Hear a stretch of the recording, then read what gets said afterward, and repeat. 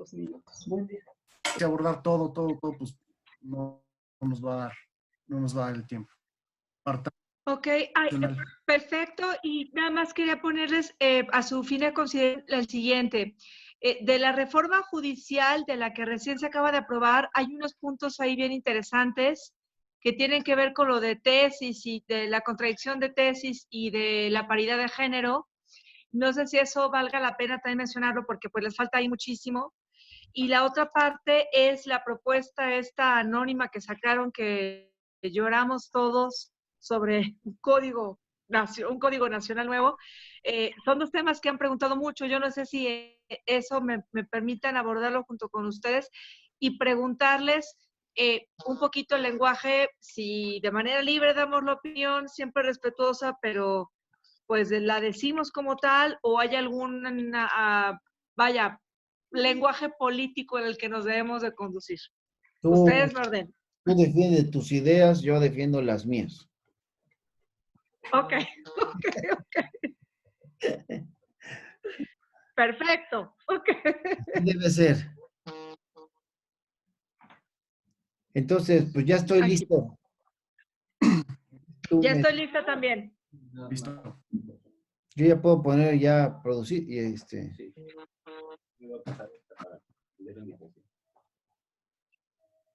¿Ya? Siempre me perfino. Son 10:57, pero de todas maneras vamos a arrancar ya, ¿no? Nada más Claro que sí. ya está empezando para que yo empiece a hablar. Estamos empezando. 5, 4, 3, 2, 1.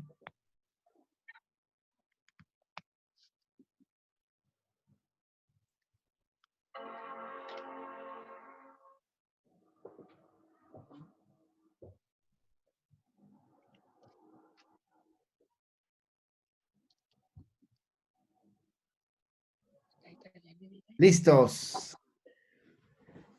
Pues buenos días a todas y a todos en este viernes, un viernes distinto al de muchas semanas, porque este ha sido un viernes en aislamiento, un viernes en el que pues ya como que empezamos a acostumbrarnos a vivir en aislamiento. Quédate en tu casa ha sido la recomendación de las autoridades sanitarias de este país.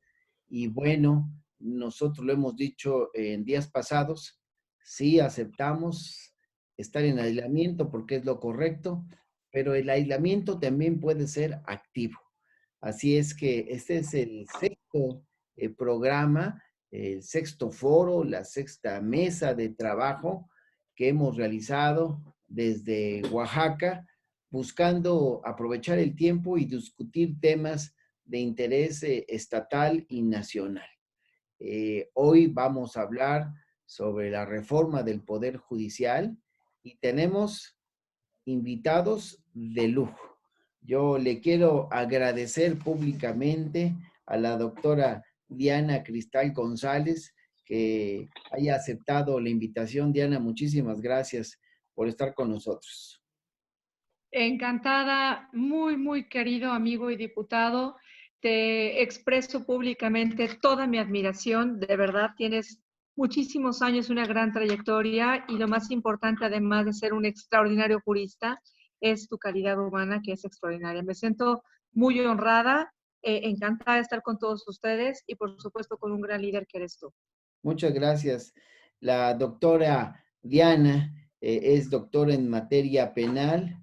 Tiene que ver esto con el sistema acusatorio por la Facultad de Derecho de nuestra máxima casa de estudios.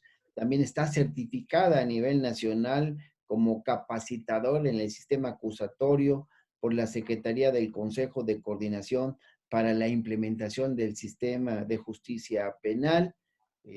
Obvio que es abogada, es licenciada en Derecho, maestra en juicios orales y especialista en litigio bajo el sistema acusatorio oral. Y tiene una experiencia laboral pues muy extensa. Ella formó parte del análisis de la Comisión de la Comisión de Análisis y Redacción del Código Nacional de Procedimientos Penales, creada para tal efecto por la Comisión de Justicia de la Cámara de Senadores. Fue consejera honorífica de este Consejo Consultivo del Instituto Nacional de Transparencia, Acceso a la Información y Protección de Datos Personales del 2017 al 2019. Fue titular de la Unidad de Implementación del Sistema Penal Acusatorio Adversarial de la Procuraduría General de la República en el año 2013 y 2014. Y bueno, recientemente participó en el proceso de designación del primer fiscal general de la Ciudad de México. Le damos otra vez las gracias a Diana por estar con nosotros. Y como nuestro otro panelista está un amigo de hace muchos años, compañero de trabajo, Carlos Rodríguez, es abogado también por la Facultad de la UNAM, tiene pues mucha participación académica, por ejemplo, el curso en temas selectos de derecho constitucional, amparo, controversias constitucionales y acciones de inconstitucionalidad. Como experiencia laboral, ha sido asesor parlamentario desde el 2007, participó de una manera muy intensa en las reformas en materia de justicia penal en 2008, de amparo en el 2011 y de derechos humanos también en el 2011. Fue al arranque de la administración del presidente López Obrador, director general adjunto de seguimiento y evaluación de política pública de derechos humanos en la Secretaría de Gobernación, y ha sido articulista en diversas publicaciones. Gracias también, Carlos, por haber aceptado la invitación. Si quisieras compartirnos un saludo. Muchas gracias. Primero, agradecer por la invitación. Siempre es un placer de partir y poder conversar con usted y con Diana, a quienes admiro y respeto, y pues más como este, ¿no? Pues muchas gracias. Pues vamos a arrancar entonces, si no tienen inconveniente. Este es un tema que pues sí ha sido polémico de una u otra forma. Yo quisiera arrancar el tema un poco exponiendo con ustedes algo así como si fuera una introducción de este asunto que es fundamental. Entonces, estamos hablando de una reforma al Poder Judicial que finalmente le presentó el presidente de la Corte, al presidente de la República, se remitió a la Cámara de Senadores. Se habla de una reforma a la propia Constitución Política de los Estados Unidos Mexicanos, a distintas leyes como la Ley Federal de los Trabajadores al Servicio del Estado, la reglamentaria, el apartado B del artículo 123, la Ley de Defensoría Pública, la Ley de Amparo Reglamentaria de los artículos 103 y 105, la Ley Reglamentaria de las fracciones primera y segunda del artículo 105 de la Constitución Política, del Código Federal de Procedimientos Electorales. Se plantean también, hablo en este marco genérico, pues dos nuevas legislaciones, la Ley Orgánica del Poder Judicial de la Federación, la Ley de Carrera también, la Ley de Carrera Judicial del propio Poder Judicial de la Federación. Se habla, y hasta aquí voy a acotarlo, de la creación de plenos regionales y tribunales colegiados colegiados de apelación. En fin, se habla de muchas cosas. Y a lo mejor, Diana, en una primera repasada, a lo mejor es muy complicado que podamos ver todo esto, pero ¿por qué no hacemos un esfuerzo y por qué no arrancamos con una primera opinión de tu parte de cómo están haciendo, cuáles son los alcances? Tendríamos 2 o 3 participaciones en esta mesa, entonces con libertad, danos tus puntos de vista. Con mucho gusto, muy querido diputado, y aprovecho también, me informa la diputada María de Los Ángeles de Morena, que está viendo el programa y que es una gran amiga tuya y que te manda muchos saludos. Le voy a mandar ahorita a Eh, ella de Los Ángeles un link para que se sume con nosotros de una vez si es que ella tiene oportunidad. Claro que Adelante. sí. Pues muy agradecida y además coincido totalmente, diputado, con pues estos contenidos. Solamente dos puntos importantes que me gustaría tratar para empezar en esta primera participación. El primero que tiene que ver con una reforma que la aplaudo porque va a marcar mucho la diferencia en cuanto a el seguimiento, la designación, formación integral de los impartidores de justicia, este Poder Judicial, que ya se da un fortalecimiento muy necesario al servicio de carrera. Pero por otro lado, hay una reforma que también,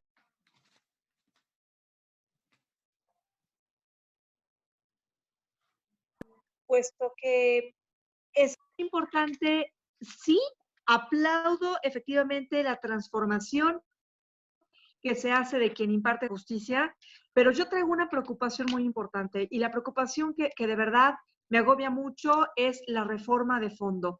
Creo que esta es una primera reforma que debe empujar a otras, porque dos puntos de manera general, salvo que los veamos de manera más detallada. Se habla de una reforma en la ley para que ya no se hable, por ejemplo, de unas tesis, ¿no? Una y contradicción de tesis, sino que se habla de que tengamos una contradicción en las interpretaciones que se hacen por parte de los juzgadores. Y por otro lado, se incluye ya de manera obligatoria, de manera expresa, el principio de paridad de género, que ustedes saben que soy una eterna luchadora de los derechos de nosotras las mujeres en el país. Y creo que ahí estos dos planteamientos como parte de esta primera reforma al Poder Judicial, si bien es cierto ya están expresos en esta, no se desarrollan, no se atienden como se necesita. Estos son dos puntos que quiero aterrizar. Y por otro lado, pues sí, de manera anónima se hizo por un momento conocimiento de una reforma procesal que por supuesto impacta en esta reforma judicial, puesto que son los jueces quienes son los impartidores de justicia.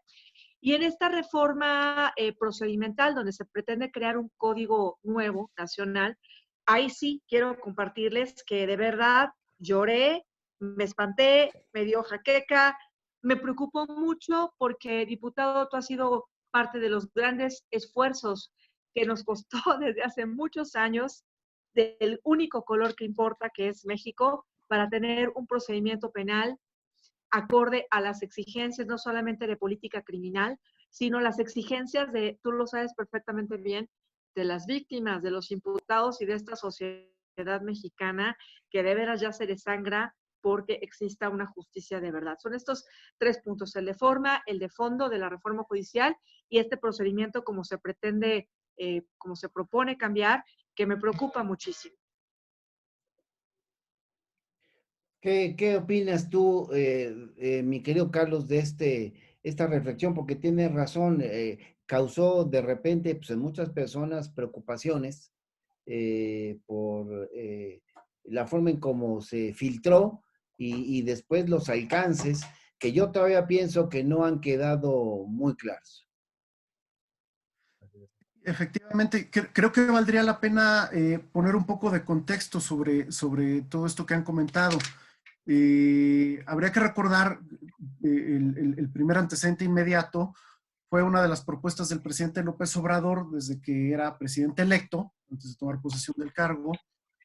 Una de las reformas que impulsó fue el tema de la prisión preventiva para algunos delitos, es decir, se ampliaba el catálogo de prisión preventiva para algunos delitos, y esto encendió las alarmas de varias organizaciones, sector académico, porque pues representaba a juicio de ellos un paso atrás en el sistema acusatorio, recordando que la prisión preventiva en este sistema pues es excepcional, porque prevalece el principio fundamental de presunción de inocencia.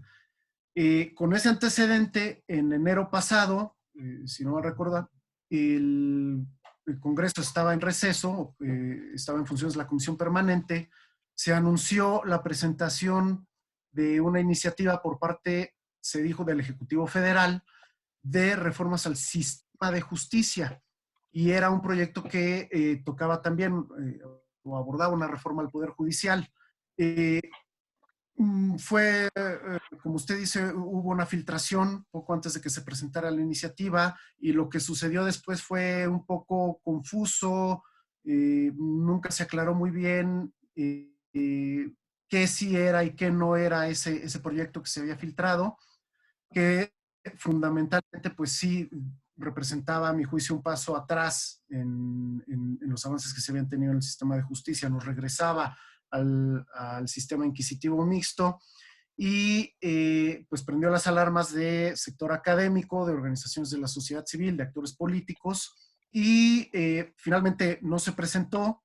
Se dijo ahí que había algunos integrantes del gabinete presidencial que no estaban de acuerdo, que no había sido consensada y el Poder Judicial fue uno de los actores que alzó la voz diciendo que pues bueno, no había sido tomada en cuenta su opinión para la elaboración de esa reforma.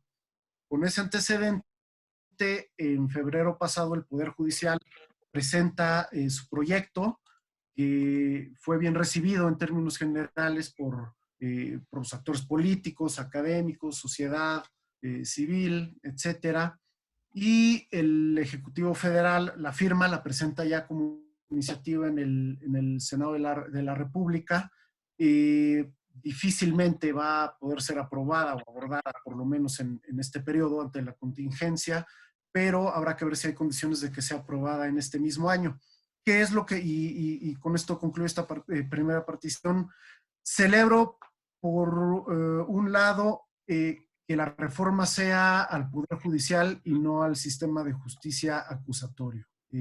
Comparto la preocupación de Diana, me preocupaba que retrocediéramos, que diéramos un paso atrás.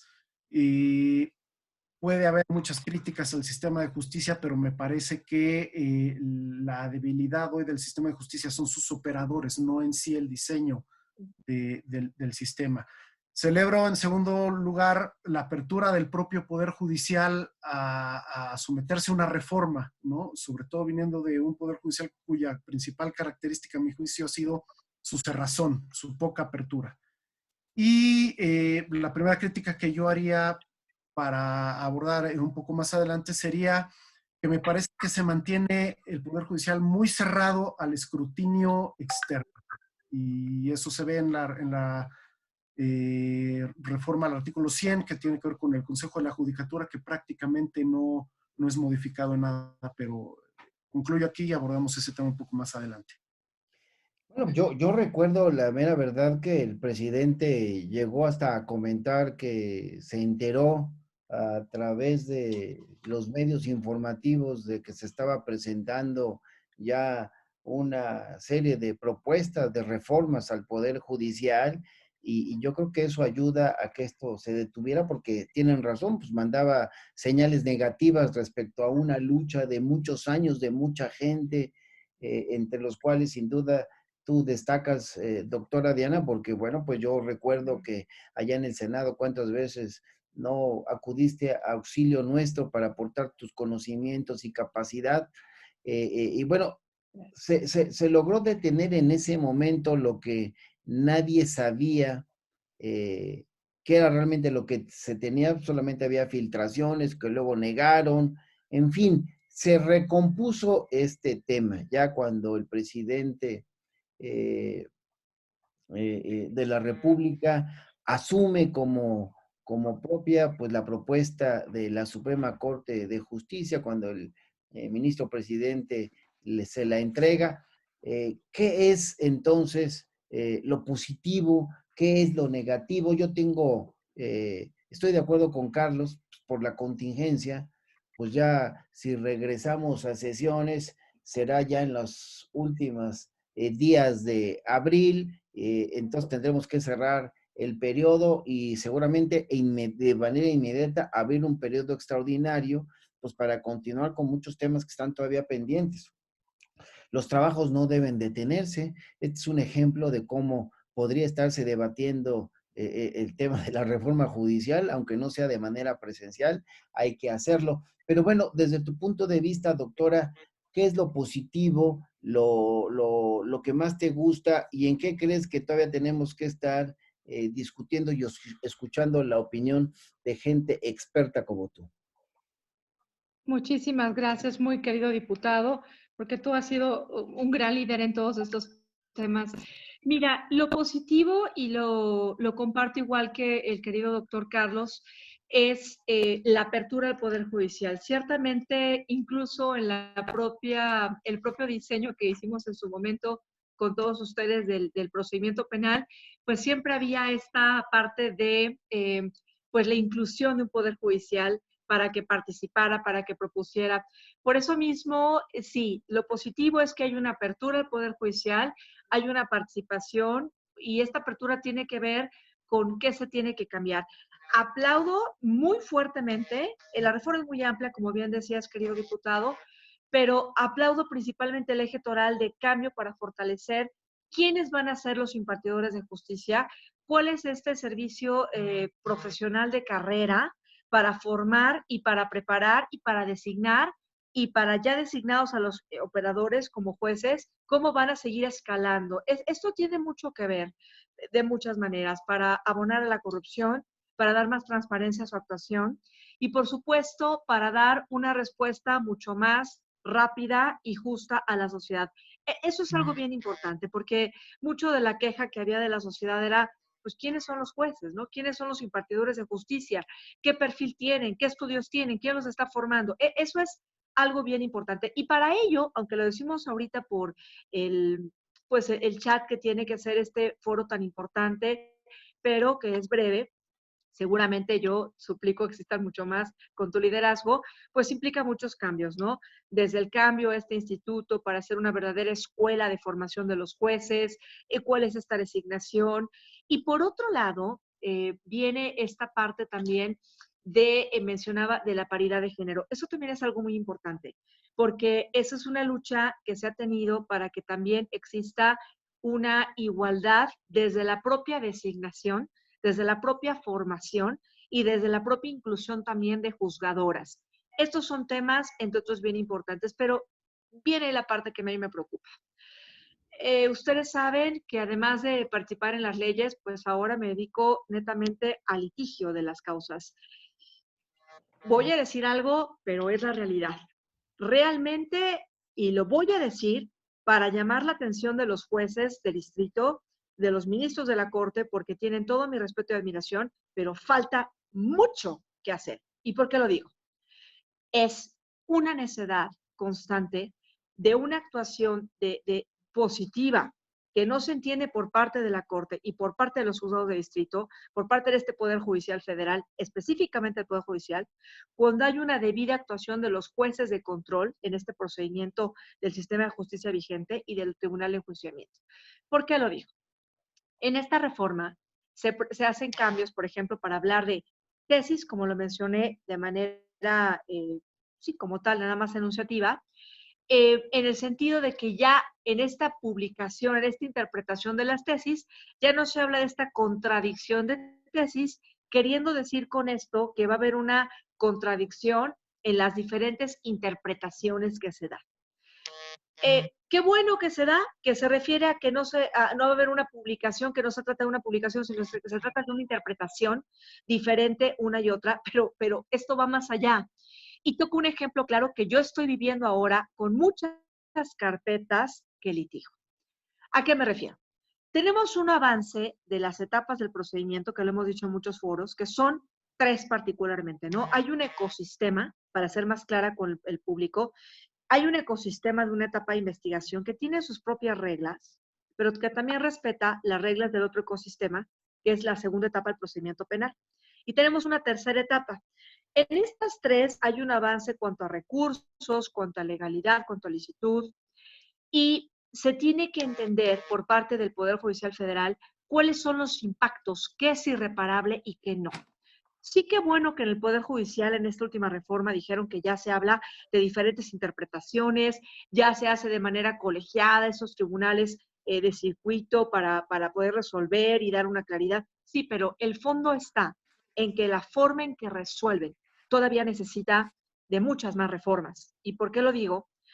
En una segunda etapa del procedimiento hay tesis, y en la primera etapa y también en la tercera, que no están armonizadas, que son no solamente distintas interpretaciones, sino que son interpretaciones que causan un retroceso, como decía el maestro Carlos, y que dan una mala respuesta a la sociedad.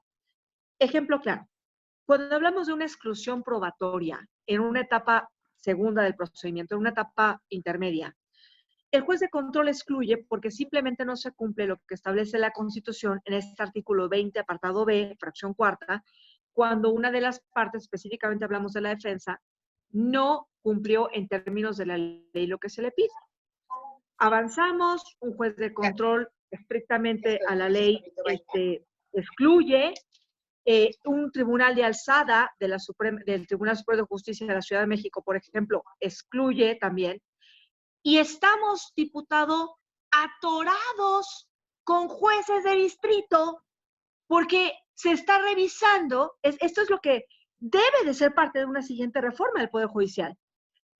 Cuando hemos sido claros en alegatos, explicado, oiga, aquí un juez de control siguiendo la Constitución, tratados internacionales y el propio procedimiento penal, excluye medios de prueba, un tribunal de alzada ya los excluye y nos contestan en amparo. Es que tenemos que admitirlo porque si no admitimos un procedimiento, nos contestan jueces de distrito, es violatorio de derechos. Y les decimos los abogados, ¿pero cuál violación de derechos? Si usted tiene que decir que no se admite porque no, de entrada no es admisible, no es una imposible reparación.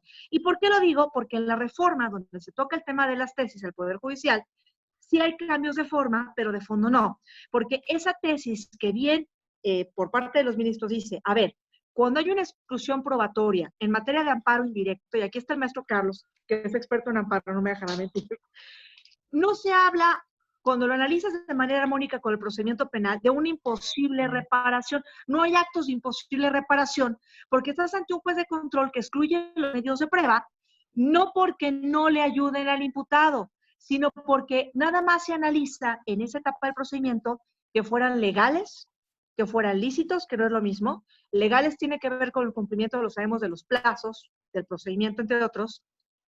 Lícitos, que tampoco es lo mismo, porque México siguió el ejemplo de España, donde no son violatorios a tratados internacionales, y por otro lado, que sean pertinentes.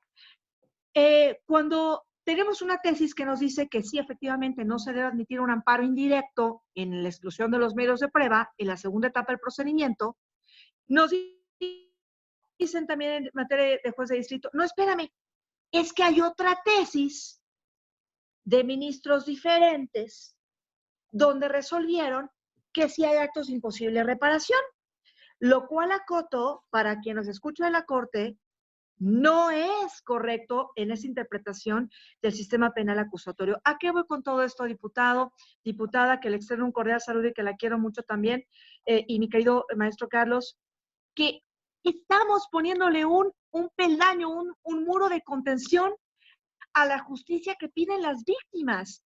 Y entonces, eso, cuando yo vi la reforma del Poder Judicial, dije, qué padre, aplaudo que se hubiera tenido esta apertura, que se hubiera hecho esta apertura en el sentido de decir, bueno, ¿qué falta cambiar?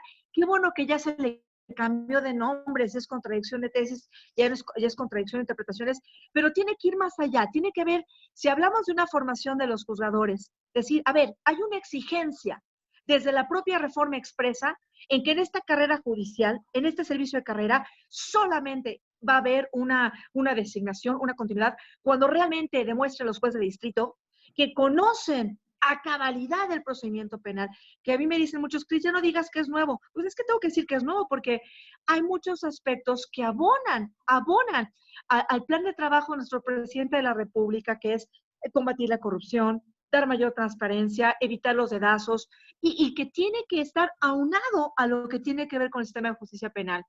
Y luego el tema también, donde la Corte hace poco dijo que era inconstitucional un artículo de nuestro Código Nacional de Procedimientos Penales, donde se establece que cuando hay violaciones graves al debido proceso, por cierto, materia de la reforma al Poder Judicial también reciente, 2020, se permite que exista un tribunal específicamente designado para atender ya en materia, con esta reforma, este tipo de violaciones graves. Cuando yo lo vi, les comparto a ustedes, autoridades, yo estaba desesperada. Dije, a ver, pero ¿qué no se pusieron a pensar? ¿Qué no vieron? El Código Nacional de Procedimientos Penales establece ya desde el propio procedimiento que cuando hay una apelación, el Tribunal de Alzada puede no solamente revocar o modificar o confirmar la sentencia de juicio oral donde sí hay un cambio de situación jurídica, porque este acusado se vuelve ya sentenciado, sino que si hay violaciones graves al debido proceso por ser violatorios a los derechos fundamentales, a tratados internacionales, entonces el Tribunal de Alzada no va a modificar la sentencia, lo que va a hacer es, cuando se compromete el principio de inmediación, porque pues no pueden corregir lo que no hizo bien un juez de enjuiciamiento en audiencia, van a pedir la reposición de actos. Y ahí me detengo para ir terminando, y me disculpo de alargarme tanto, pero es un tema que considero humildemente es muy importante, porque en esta reposición de actos, ese es un temazazo que si la Corte nos escucha y hace una reforma consecutiva de la que acaba de hacer, de verdad se ganaría el mejor premio y ayudaría mucho al presidente de la República, porque ese es un tema que tienes ahorita que nadie lo ha contestado. Tú tienes un tribunal de alzada ahorita en el procedimiento penal vigente que permite que si hay una violación a una persona de derechos fundamentales pueda reponer actos. Pero también se permite que a través del amparo directo, y hay interpretaciones también ya del Poder Judicial, pueda actuar y evitar que continúen esta violación a los derechos fundamentales. Pero no hay una armonización. Y entonces tienes interpretaciones diversas que, se los digo ahorita como abogada postulante, en vez de ayudar y abonar al plan de trabajo del presidente, en vez de abonar a la corrupción, lo único que hacen es, cuando no hay interpretaciones claras, detener la justicia, afectar a víctimas, afectar a imputados. Y ahorita cierro con esto, algo que creo que falta mucho y que le ayuda mucho al presidente y a su trabajo. Diputados, aquí están ustedes para que lo hagan suyo, yo se lo suplico, es las víctimas todos, que siendo que en el nuevo sistema de justicia penal, por primera vez, no como antaño hablaba la Teleme, sino que ahorita tienen voz, además con un asesor jurídico, yo me represento muchas veces como asesora jurídica privada, pero además he sido víctima, tienen voz y pueden participar y proponer las formas para terminar un conflicto penal y pueden platicar con el juez sin necesidad de que conozcan a alguien. Eso abona la corrupción, que es plan de trabajo de nuestro presidente de la República. Pues prácticamente no se ha hecho nada. Para concluir, creo que la reforma del Poder Judicial, específicamente en su formación, en su designación, en su seguimiento, y esta forma de dar una respuesta a la sociedad con un tribunal específicamente designado para ver violaciones de derechos fundamentales, esta paridad de género sí es importante, pero no es una reforma verdaderamente de fondo. Última oración que expongo para su fina opinión es la siguiente. Paridad de género, sí que bueno en la designación, pero a mí me ha tocado por parte de jueces de distrito, de verdad lo digo con mucha pena, que me confunden perspectiva de género y me dicen que es igualdad y objetividad.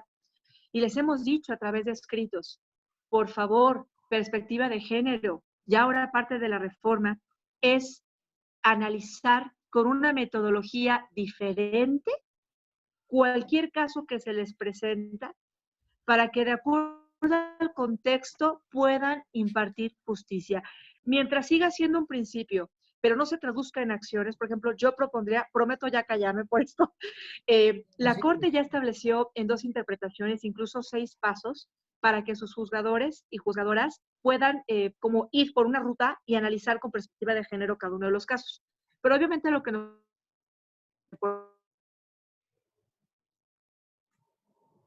Sí, Cristal, pero no es obligatorio. Estas son opiniones, pero no es obligatorio. Yo creo que la Corte, además de poner ahora en la reforma como un principio de la paridad de género, debe de adentrarse y decir, a ver, y para efecto de dar una respuesta inmediata y justa a la sociedad, para hablar de perspectiva de género, se obliga a los juzgadores a tomar en cuenta esto, esto, esto y esto, y entonces sí, podemos empezar con la mano del sistema de justicia penal vigente, avanzar y dar una respuesta que de verdad transformaría, y yo creo que ayudaría a concretizar mucho del plan de trabajo del presidente de la República y su equipo, que por este tipo de reformas parchadas no permiten que se den con las ventajas que se podrían tener.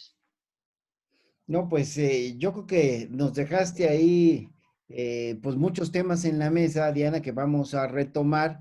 Antes de hacerlo, pues le quiero dar la bienvenida a mi compañera diputada Ángeles Huerta, que pues cuando dijo Diana que estabas pendiente, yo dije, bueno, pues envíenle rápidamente a Ángeles ahí cómo se suba para que también pueda participar. Así es que de arranque, no te quiero tomar así en frío, pero por lo menos un saludo y ahorita que ya entres en calor, si quieres darnos tu opinión. Estamos analizando la reforma al Poder Judicial. Esta es la sexta mesa de trabajo que estamos haciendo aquí en esta etapa de aislamiento, solo que nuestro es aislamiento activo. No podemos estar con los brazos cruzados. Así es que, Ángeles, te escuchamos.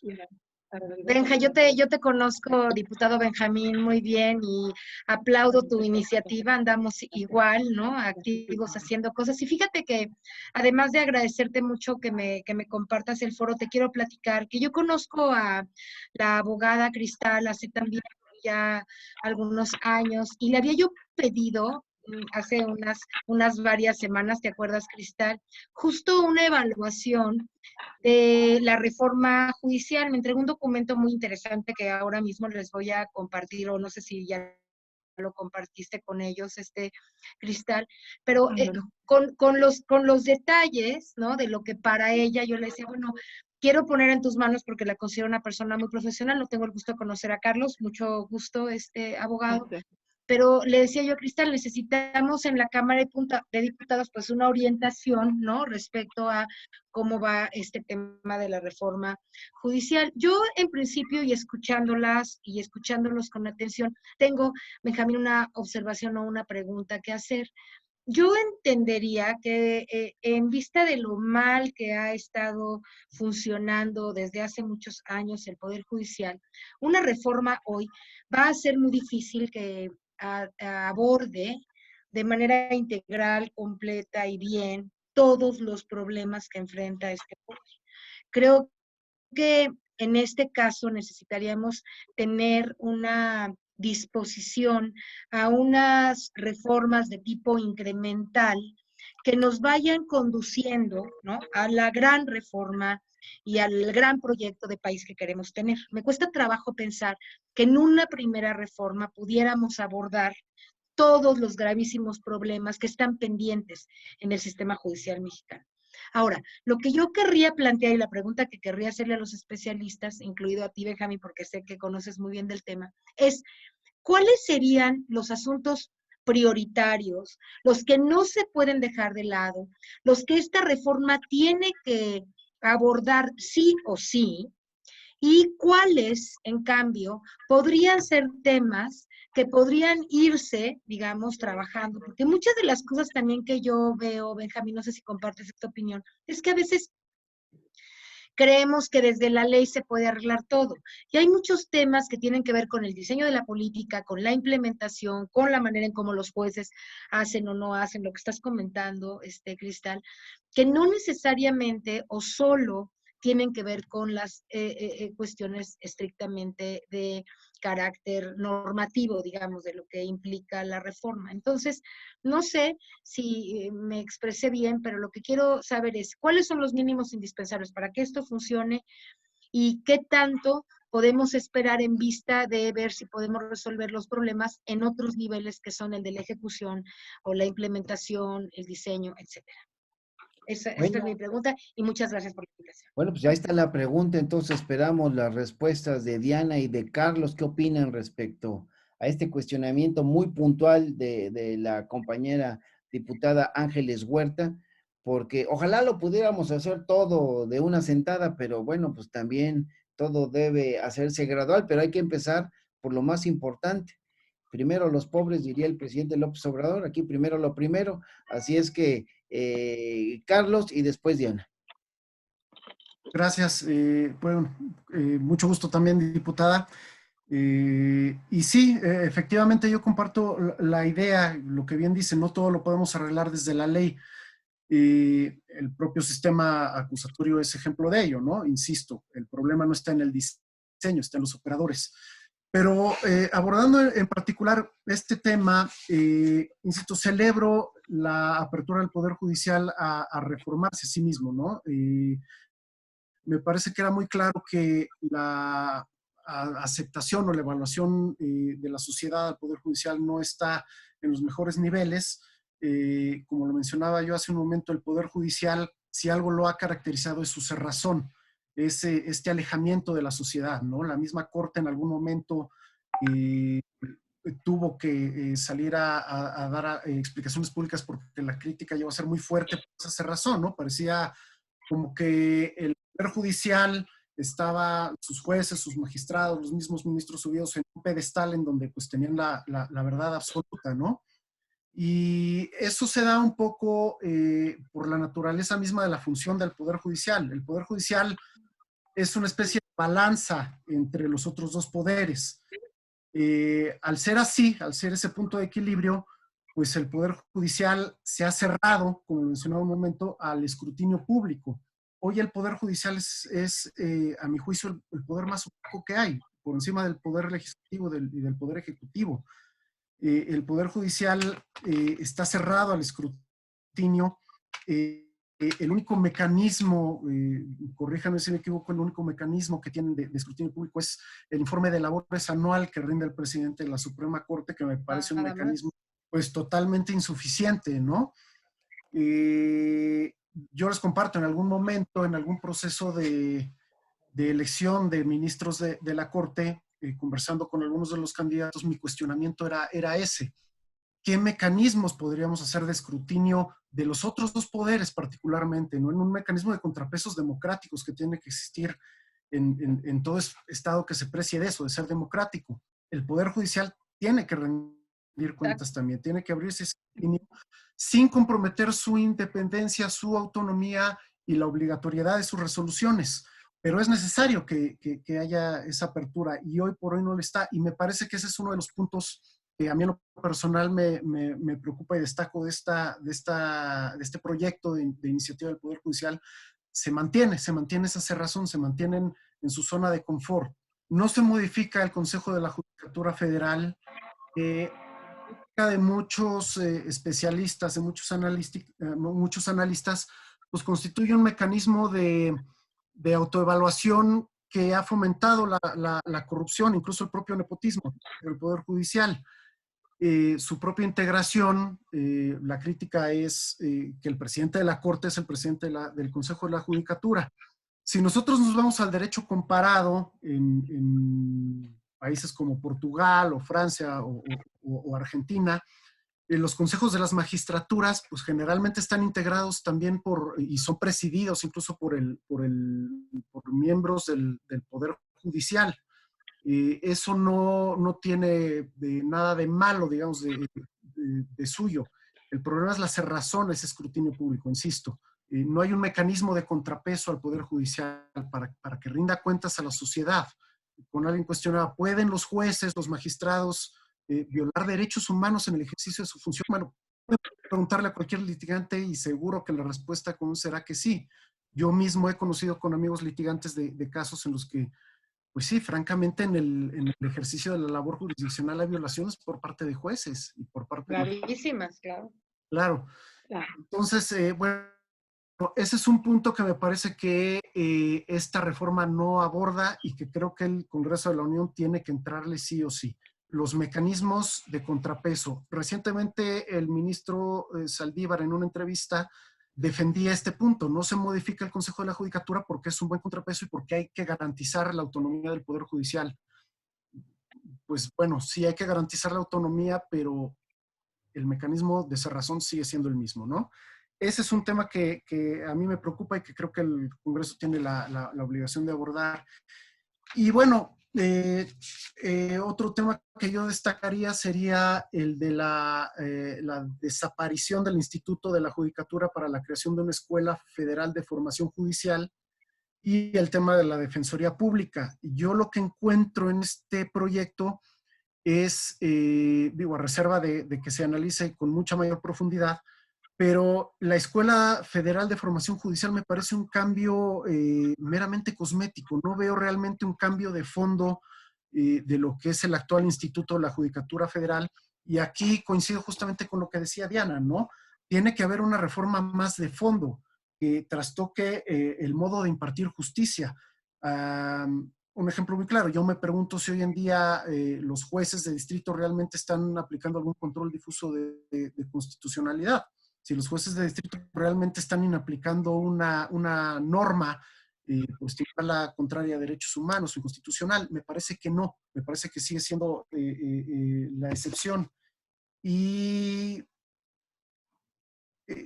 me parece que el cambio ahí no es de fondo y habría que abordarlo más. Lo mismo con la Defensoría Pública Federal, sigue siendo, se eleva nada más a rango constitucional, pero me parece que el esquema sigue siendo el mismo. Se establece la formación de los defensores y de los asesores jurídicos en la Escuela Federal de Formación, pero, insisto, me parece que no hay un cambio de fondo, ¿no? Lo dejo hasta aquí en esta intervención. Pues no sé, mi querida diputada Ángeles. Quería yo decir algo sobre el primer tema que dijo Benjamín, porque conozco un poco. Hay un grupo de abogados en la Cámara de Senadores. Conocí a uno de ellos, se llama el doctor Temo Carmona, que tienen una propuesta sobre el tema de la intocabilidad del Poder Judicial. Y parece que, no sé si es algo que va a venir del Senado, ignoro exactamente qué procedimiento hay, pero solamente para comentarle que en efecto ya hay un grupo de ciudadanos que muy preocupados por esta dinámica, digamos, de encerramiento del propio poder, que no quieren funcionar como isla y que nadie vea. Eso es muy grave y eso no podemos seguir permitiéndolo. Creo que ya hay una iniciativa y te invitaría, Benjamín, abogados, a que nos uniéramos un poco a estas personas que la están platicando. Me menciona el concepto y me menciona el tema, intocabilidad, el problema de la intocabilidad en el poder judicial. El error judicial es un daño patrimonial al interés público, ¿no? Digamos, en esta lógica, incluso quedamos de hacer algún texto y de platicar sobre el tema. Entonces sí creo que en este tema sí deberíamos de actuar rápidamente, Benjamín, porque sería gravísimo, ¿no? Que el Poder Judicial hiciera una reforma en donde sigue siendo impenetrable en cuanto a la revisión de los propios procesos. Sí. Totalmente de acuerdo. Estamos un poco ya llegando al final. Es difícil que podamos revisar toda la iniciativa del presidente López Obrador, que hizo suya la del Poder Judicial.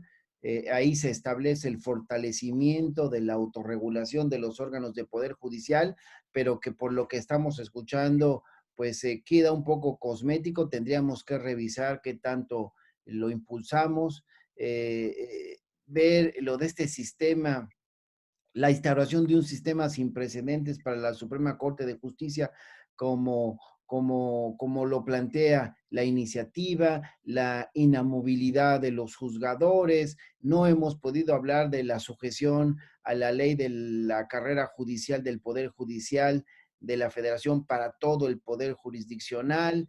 Ya habló un poco Diana sobre la paridad de género. En fin, hay muchos temas que, como Diana lo decía en un principio, pues a lo mejor se antoja hasta complicado tocarlos todos en una sesión, así es que yo invitaría a que podamos seguir hablando en otros momentos, pero una reflexión final, mi querida Diana, mi querido Carlos y mi querida Ángeles, con el compromiso de que pues quizás la próxima semana sigamos revisando este tema. Diana, te escuchamos. Claro que sí, encantada y asumo el compromiso. Un honor, queridos diputados. Gracias, diputado Benjamín. Sí, cuando preguntaba a la diputada qué sí o sí es urgente, es que sí el Poder Judicial debe de tener, más que otros operadores, reformas de fondo a la ley. Si hay algunos operadores que les digan, es que ¿dónde tiene que haber reformas en algo distinto que a la ley? Ellos no son. Yo creo que algo que es sí o sí y va con el apoyo de ustedes y que se dé seguimiento es, yo no puedo concebir ni una reforma de intocabilidad ni nada si no se siente el Judicial Federal y hace una reforma de fondo en donde traiga aparejado el sistema procesal penal, el sistema de justicia penal. Yo creo que eso ha sido el error del Poder Judicial, los operadores. Tú no puedes hablar de una reforma si no traes a la mesa el sistema de justicia penal vigente. Yo creo que algo urgente que debe hacer ahorita el Poder Judicial, aplaudiendo esta apertura que tuvo en una primera reforma cosmética de forma, tiene que ser, a ver, vamos a sentarnos y vamos a asimilar cuáles son las interpretaciones que se están dando y dos, analizar si estas son acorde o no, que muchas no lo son, al sistema de justicia mexicano vigente. ¿Por qué lo digo? Mencionaron ustedes atinadamente autonomía, pero esa autonomía se utiliza como una, o sea, no puedes penetrar, se traduce en injusticia, se traduce en corrupción, perdón que lo diga, y se traduce en una imposibilidad de poder adentrarnos y que bajen del cielo y realmente estén en el mundo terrenal. Porque yo, como abogada postulante, cuando he tratado incluso de meter quejas al Consejo de la Judicatura, cuando interpone recursos, aquí está mi compañero Carlos, que también está en materia de amparo, y ustedes, por supuesto, que saben muchísimo como juristas, te muestras con un muro, te topas con un muro que te dicen, es que aquí hay autonomía, Cristal. Sí, pero su autonomía se defiende y se traduce en una corrupción, en una falta de transparencia y de inequidad e injusticias y violación de derechos de las partes, porque no se defiende la autonomía con el fundamento jurídico por lo cual se crea esta autonomía. Eso es, la autonomía judicial se crea desde el principio de toda la historia jurídica de México para que puedan defender la ley y evitar injusticias. Pero realmente tú tienes a un juzgado de distrito que te resuelve de una manera y propiamente ellos también te dicen, Cristal, es que mira, aquí se resuelve de esta manera, aquí no se debería admitir este amparo indirecto, pero mira, es que en ese otro juzgado sí lo van a admitir porque es su autonomía. Y lo que hemos dicho los abogados que hemos litigado, que trabajamos este sistema es, oye, pero tu autonomía no la vas a defender para justificar y esconder o disfrazar un desconocimiento de la ley. Entonces, yo toco rápidamente esta reflexión, diputados, porque se acuerda, diputado Benjamín, usted estaba. ¿Cuántos años tardamos en redactar el Código Nacional? ¿Cuántas mesas hicimos públicas? Usted estaba presente cuando estaban todos los medios de comunicación y todo mundo opinaba. Yo creo que una reforma no debe ser en obscurito, tiene que abrirse con el apoyo que tengo aquí a dos grandes diputados. El diputado Benjamín estaba diputada cuando estábamos haciendo el código por cada contenido y nos opinaban a veces muy feo, a veces nos debatían, pero nos aguantábamos. ¿Por qué? Porque esa es la parte del debate. Y opinaba tal medio y tal redactor y tal operador y tal procurador y tal gobernador, pero todos los escuchábamos y todos los contenidos, si se defendían con la parte técnica, se plasmaban. Yo creo que esto sí es algo urgente, que el Poder Judicial haga una reforma donde analice las interpretaciones. Falta mucha jurisprudencia, no hay jurisprudencia acorde al funcionamiento del sistema penal vigente. Y lo que a mí me preocupa, y cierro con esto, es que aquí se habla de que pueda haber una justicia pronta, expedita, es un derecho constitucional. Sí o sí tiene que haber una reforma de fondo. Y lo que ha pasado son reformas que ven el sistema de justicia penal y le da la vuelta, y le da la vuelta. Gracias al presidente de la República, efectivamente se paró, pero con este argumento de reflexión, una reforma al Código Nacional de Procesos Penales que incluso fue garrafal. Pretenden quitar la etapa intermedia, quitar a los jueces de control, poner todo el procedimiento, pedirle al MP que tenga toda la autoridad como el sistema inquisitivo. Y no se trata de pleito de figuras. El trasfondo de esto es que se creó ya un procedimiento penal libre de cualquier cáncer que impidiera su procedimiento, su aplicación. Lo que hay que hacer es que toda la política ahorita del presidente de dar la transparencia, de evitar los dedazos, de combate a la corrupción, lo digo como lo he dicho en otros foros, se puede solo si se da seguimiento al sistema de justicia penal acusatorio. Con el Código Nacional de Procedimientos que tenemos, el vigente es bueno. El problema no es la ley del Código Nacional, el problema está en que producto de este código hay compromisos que hay que dar seguimiento para las instituciones, para la capacitación, para la creación de protocolos. Y ahorita yo creo que la sociedad es un área de oportunidad para todos nosotros con líderes como ustedes, que puedan hacer muchas cosas, porque efectivamente la gente ahorita está enojada y lo que quiere es justicia. Y nuestro color aquí es México. Entonces, si nuestro color aquí es México, pues hay que hacer las cosas bien. Las víctimas están olvidadas, y hay que dar seguimiento. Diputado, usted, no sé si pueda compartir, usted estuvo en cada una de las mesas del Código Nacional por todos estos años y que junto con la diputada pues podamos hacer, me sumo con ustedes a muchos trabajos para que México tenga este sistema que se merece y que es digno para todos y que apoya al pueblo, porque todos en el pueblo, este mundo terrenal, lo que buscamos es justicia sin corrupción, justicia y que se defienda el Poder Judicial, pero porque le asiste la razón. Rápido, perdón, me disculpo. El Poder Judicial no hizo una reforma en cómo realizan el procedimiento para resolver sus diferentes causas. ¿A qué me refiero? Cuando los abogados litigantes acostumbrados a la oralidad queremos hacer una audiencia constitucional, lo digo sin decir nombre de juzgados, pero aquí que están los diputados y mi querido colega Carlos, me dicen, Cristal, es que espérame, aquí no hay audiencia constitucional, aquí llegas y te sientas, dan lectura de algo y olvídate que ni van a tomar en cuenta tus alegatos aclaratorios, ¿eh?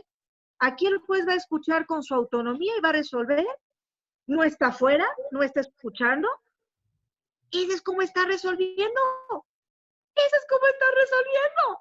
Casos de mujeres, yo tengo casos de secuestros, de niñas y de mujeres, de feminicidios. ¿Cómo le digo a una víctima que no va a salir el juez de distrito, que no hay audiencia constitucional, que valen gorro, perdón que lo diga, pero me da coraje, sus alegatos aclaratorios que hagamos los abogados, ¿por qué no los van a tomar en cuenta? Y termino con eso. ¿Saben qué me contesta el juez de distrito? Si no le parece, abogada, pues está el recurso de revisión. Eso es como un programa de risa. Por favor, diputados, por favor, presidente, por favor, ustedes que están, cuenten con nuestro apoyo. Tenemos que hacer un cambio, no de forma, no cosmético, sino real. Gracias, doctora. Carlos. Pues más que hacer una reflexión final, si me lo permite, dejo planteado dos puntos para dejar un poco abierta también la conversación a oportunidades posteriores.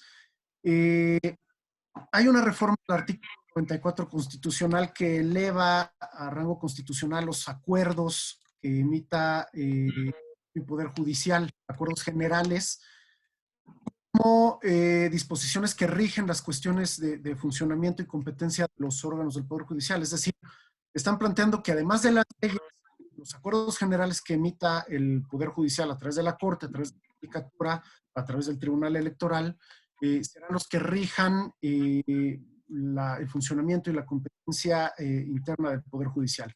Me preocupa que en los hechos o en la práctica estos acuerdos, o a través de estos acuerdos, lo que se haga es que el Poder Judicial le dé la vuelta a las leyes.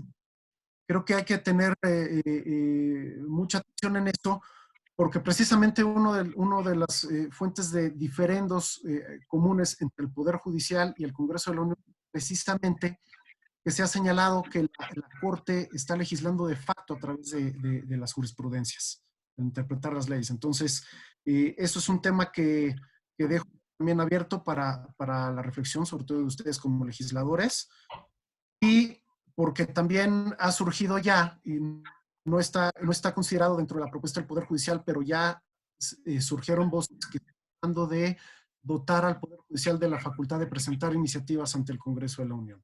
Entonces, dejo ese planteamiento y pues esperando que podamos seguir abordando el tema en nuevas oportunidades. Muchísimas gracias. Bueno, pues yo creo que, Ángeles, ya tenemos algunas propuestas para tareas pendientes y yo te tomo la palabra de colaborar con los abogados del Senado y creo que si trabajamos también con Diana Cristal, con Carlos y mucha gente más que está interesada en lo mismo que nosotros, estamos en una era de cambios y el Poder Judicial pues, no está exento de las críticas que ha habido. Nosotros inclusive en esta administración los hemos criticado por no estar a la altura de los cambios, así es que hagamos lo que sea necesario. Quisiéramos escuchar una reflexión. Nuestros foros duran aproximadamente 1 hora, estamos llegando ya a la hora de transmisión, así es que antes de cerrarla, pues escuchar a mi querida amiga diputada Ángeles Huerta. Pues yo para felicitarlos primero y en segundo lugar proponerte aquí en público algo. Benjamín, fíjate que estuve presente hace un par de días en un foro que organizaron los diputados Javier Hidalgo y Aleida de la comisión, la presidenta de la Comisión de Puntos Constitucionales, un foro sobre movilidad. Y exactamente en un esquema, fue un foro largo, había 7, 8 ponentes aquí en este mismo esquema, y cada quien hacía una ponencia y después los diputados presentes hacían algún tipo, quien quería preguntar o quien quería participar, casi emulando el contexto que tenemos en una reunión de comisión, pero además se televisó se difundió por la televisión del Congreso. Yo te propondría, y lo hago aquí abiertamente, que conjuntamente organicemos un foro con especialistas, incluidos los dos que ahora mismo nos acompañan, y organicemos un foro con especialistas y diputados aquí en esta misma plataforma para ser difundido en la televisión del Congreso sobre las reformas al Poder Judicial. Problemas, ¿no? Acotaciones, cosas que tenemos que estar revisando, lo que es inminente, como ellos mismos ahora lo acaban de señalar, y que realmente vayamos poniendo el tema en la agenda pública para que a la hora que llegue la reforma, o más bien a la hora que llegue el momento en que hay que revisar ya esta reforma abiertamente, pues tengamos todos los suficientes elementos para poder platicar sobre esto. Yo te propondría que hagamos esto, creo que nos podemos poner en contacto con las personas del grupo parlamentario de Morena también y del PT y de quien quiera participar para elaborar esto y entonces de manera tan seria como esta podamos pronto hacer un siguiente foro. Felicidades por tu iniciativa, amigo diputado. Yo te admiro mucho, creo que eres una persona que tienes una gran actividad legislativa y bueno, pues quiero un poco unirme a tu experiencia y como discípula estar participando con ustedes en todo lo que se pueda y creo que en este terreno es urgentísimo que hagamos bien las cosas. No, al Muchas contrario, gracias por su... gracias. A quienes nos siguen desde Facebook Live, el día de ayer llegamos a 60,000 reproducciones en el tema que tratamos, que fue la economía social y solidaria. Yo estoy seguro que andaremos igual en este mismo rango el día de hoy. Nosotros lo hacemos mucho segmentando a Oaxaca, pero creo que estos foros los vamos a segmentar a todo el país porque Sí, creo que vale sí. la pena que sepan. Es el sexto foro que hacemos. Empezamos el viernes, el domingo, ¿qué día empezamos? El domingo empezamos con el primer foro. El lunes vamos a tener el foro de perspectivas del mercado laboral y la crisis del coronavirus. Porque, bueno, pues notamos que hay muchas cosas en las que no podemos quedarnos con los brazos cruzados. Vemos que hay algunos empresarios que no saben que hay un marco jurídico y están tratando, pues otra vez de sacar raja en momentos en que debe prevalecer la unidad. Entonces, bueno, los invitamos, te invito a ti de manera especial, mi querida diputada Ángeles, para que Gracias, nos Benjamín. acompañar, ya nos estaremos chateando, pero a todas las personas que nos siguen, pues les agradecemos. Sí hay que estar en aislamiento. La convocatoria del presidente de la República es que nos quedemos en casa la mayor parte del tiempo que sea posible, solamente salir lo necesario. Esto es para evitar que el virus se pueda difundir de una manera incontrolable. Se va a difundir porque pues, esto es normal. Por cierto, la Organización Mundial de la Salud ha reconocido el trabajo del gobierno mexicano Aplaudido, ¿no? en este tema, pero una parte la tenemos que hacer los ciudadanos. Por eso, pues, haciendo, pues, creativo nuestra chamba, buscamos la forma de continuarlo. Diana Cristal, te agradezco mucho, doctora, y te comprometemos Gracias. públicamente a volver a platicar de estos temas. Me gustaría que sí le retomemos todos la palabra a Ángeles, que conjuntamente con ella organicemos algo que ya se transmita en el canal del Congreso. Carlos, muchísimas gracias, como siempre, por tu apoyo, por tu asistencia. Mi querida diputada, qué gusto. Y ahora ves Las cosas buenas suceden sin planearlas mucho. Mira, qué bueno que estuvimos aquí juntos. Y bueno, a mis amigas y amigos que nos están siguiendo, muchas gracias.